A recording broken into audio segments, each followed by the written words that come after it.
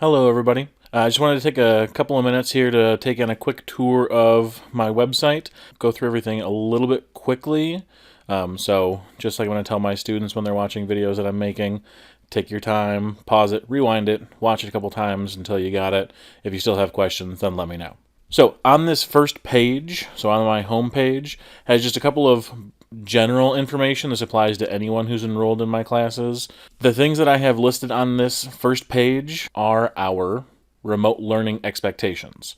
So this is we as high school teachers came up with that we're going to have across the board. So we thought that was really important to have that set of expectations that is universal across all the classes so that they get in that habit, they stay in that habit. Continuing down the page, the last two things are just a grading scale and a bell schedule. So grading scale is the same as it has always been, but it's just there for reference.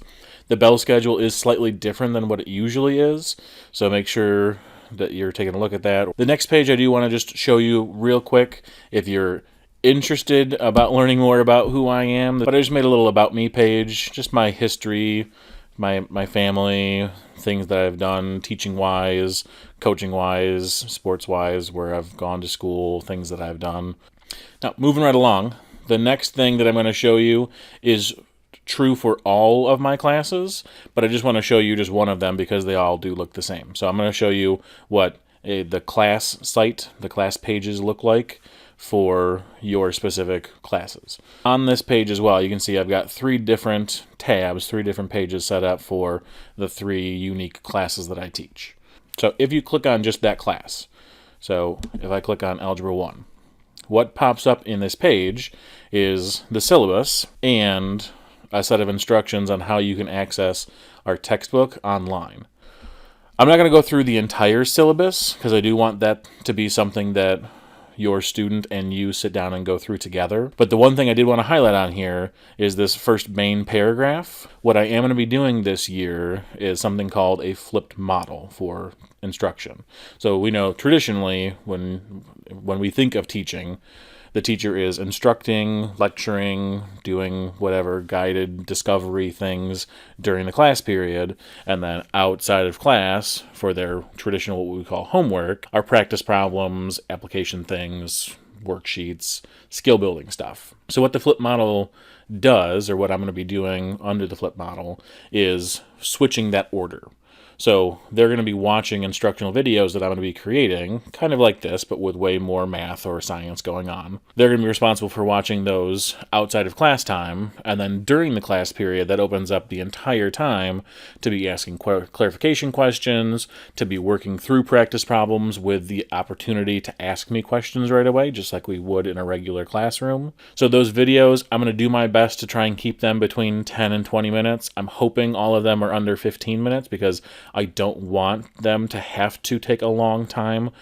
It should just be them watching through it, taking notes on it, and then doing that just before the next class period starts.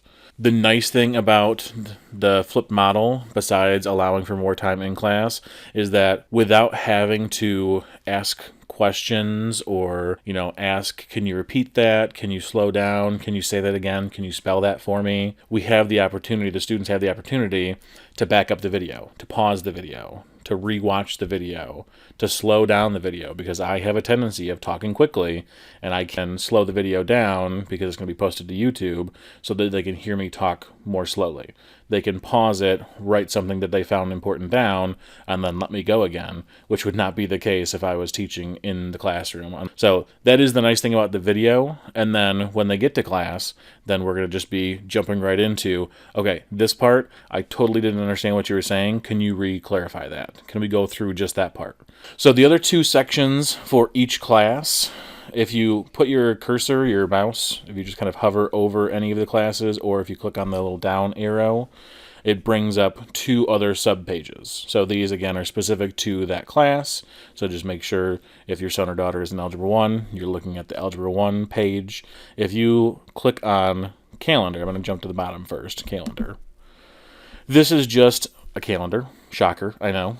a calendar that's going to sync up with any assignments, anything that I post onto that class's Google Classroom, and it's going to show up here for you. So obviously right now it's really empty, but if we scroll down, the first assignment that they're going to have that's due is Monday the 24th.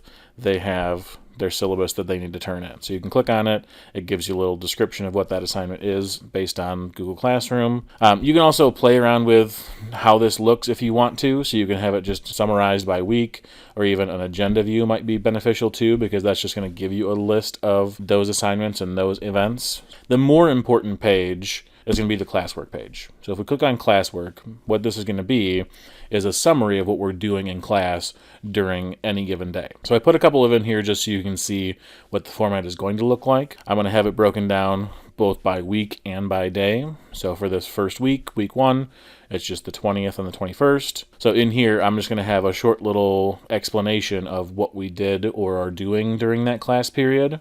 And then over here in this empty, lonely looking rectangle is going to be the Google slide that we used during the class period. So in that slideshow, it's going to have the objective for the day, what the learning target was, what the agenda was for what we're working on.